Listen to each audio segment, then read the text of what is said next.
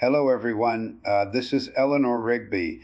I'm sitting here in my sunroom today holding a small, chipped ceramic bird that sat on my mantel for nearly 40 years.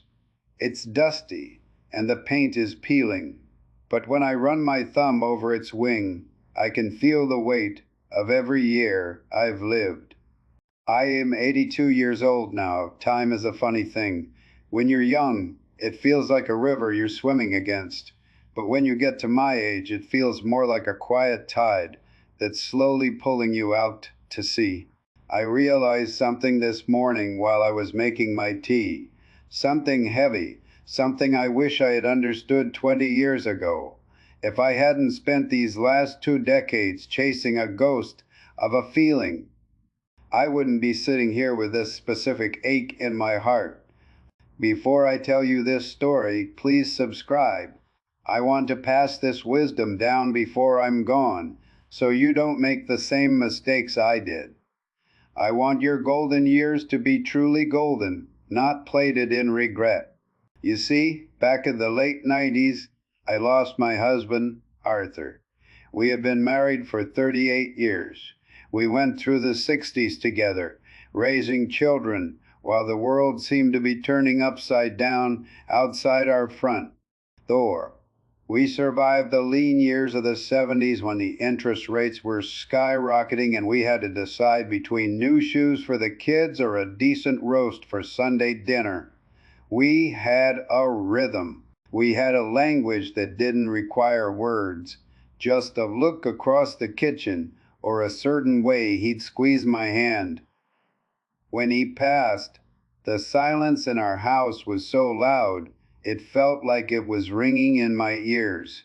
For a long time, I stayed in that silence, but then I hit 60. I remember looking in the mirror on my 60th birthday and thinking, Eleanor, you've still got some life left in you.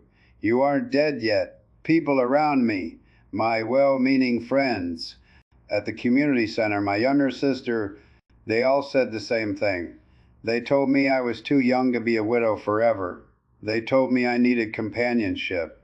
They told me that dating wasn't just for the kids. And I listened. Oh, how I listened.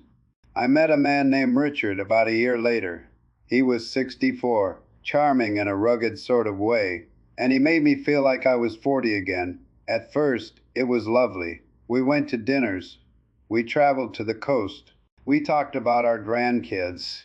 But there was a shift that happened, a slow erosion that I didn't notice until the foundations of my peace were already crumbling. Young people today might not understand this, but when you bring someone new into your life after 60, you aren't just bringing in a person, you are bringing in an entire lifetime of baggage, habits, and ghosts that have already been set in stone. By the time we're 60, we are who we are. We have our ways of folding the towels, our ways of spending our money, and our deeply ingrained prejudices and quirks. In your 20s, you grow together like two vines intertwining. You're soft, you can bend, but at 60, we are old oak trees. Our roots are deep and our bark is thick. When you try to force two old trees to grow as one, they don't intertwine. They just scrape against each other until the bark is raw. I remember one morning, about 3 years into my time with Richard, it was a Sunday in 2004. I woke up and the sun was hitting the floorboard just right. But instead of feeling that morning peace I used to cherish with Arthur, I felt a knot in my stomach. Jack was in the kitchen, and I could hear him grumbling about how I'd organized the pantry. He wanted things his way, I wanted them my way. We spent 2 hours arguing over where the jam belonged. 2 hours at 60-something years old. I was losing the precious limited hours of my life arguing about strawberry preserves. I can still hear his voice, sharp and insistent, telling me that I was set in my ways. And I was. But so was he. We spent years trying to audition for roles in each other's lives that were already filled by memories. I was trying to make him be Arthur, and he was trying to make me be his late wife, Martha. We weren't seeing each other. We were just trying to fill a void with a shape that didn't fit. I regret it every morning now. I regret the 15 years I spent trying to make it work with someone new just because I was afraid of being alone. I realize now that being alone is not the same thing as being lonely. In all my 80 years, I've learned that there is a profound sanctity in the solitude of your later years if you've already lived a full life of love. By chasing a new relationship at 60, I gave away my autonomy. I gave away the quiet mornings where I could just be. I traded my peace for a companionship that was really just a series of compromises that wore me down to the bone. Experience has taught me that after 60, your primary relationship should be with yourself and the legacy you built. When I was with Richard, I stopped seeing my grandkids as often because he found them too noisy. I stopped gardening because he wanted to pave over the backyard for a patio he never used. I chipped away at the Eleanor that Arthur had loved until I didn't recognize the woman in the mirror. It wasn't easy. In fact, it was the hardest decade of my life trying to keep up the facade of a happy new couple while my soul was tired. You have to understand something very clearly.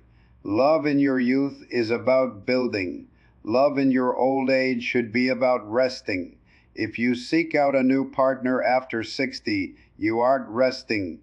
You are starting a new job with a boss who has different expectations than your last one. You are learning a new language when your tongue is already tired of speaking. Young people today seem to think that finding someone is the cure for everything. They see an old woman alone and they pity her.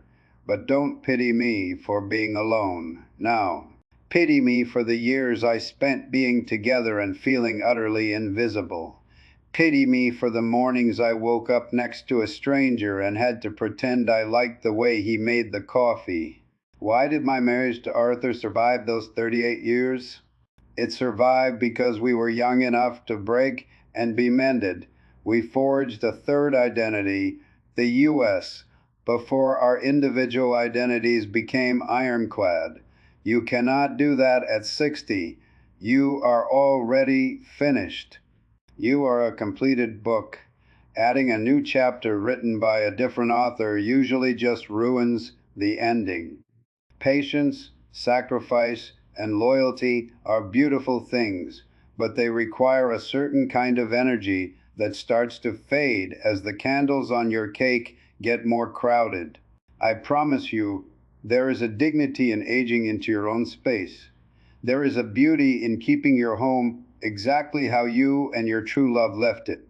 There is a loyalty to the past that isn't stuck, but is actually a form of honor. If I could go back to my 60-year-old self, standing there in that floral dress at the community dance where I met Richard, I would take my own hand. I would lead myself off the dance floor out into the cool night air, and I would whisper, Eleanor, you are enough. You don't need a new story. You just need to finish this one with grace.